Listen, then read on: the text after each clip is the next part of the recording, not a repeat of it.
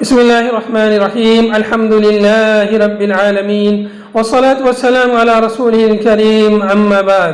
ناظرین کرام السلام علیکم ورحمۃ اللہ وبرکاتہ۔ آج میں آپ کے خدمت میں کتاب نعمت المنان مجموع فتاوی فضیلۃ الدکتور فضل الرحمن سے ایک اہم مسئلہ صدقۃ الفطر میں شکر اور سوئیاں دینے کے تعلق سے لے کر حاضر ہوا ہوں۔ آپ رحمہ اللہ سے سوال کیا گیا صدقۃ الفطر کی مناسبت سے چاول کے ساتھ سوئیاں، شکر، تیل اور کچھ ڈرائی فروٹ جیسے بادام، کاجو وغیرہ دیں تو کیا جائز ہے؟ اس سوال کے جواب میں استاد محترم مفتی ڈاکٹر فضل الرحمن المدنی رحمہ اللہ نے فرمایا کہ ایسے غلے جو غذا کے طور پر استعمال ہیں دیں تو بلا شبہ صدقۃ الفطر کی ادائیگی ہو جائے گی۔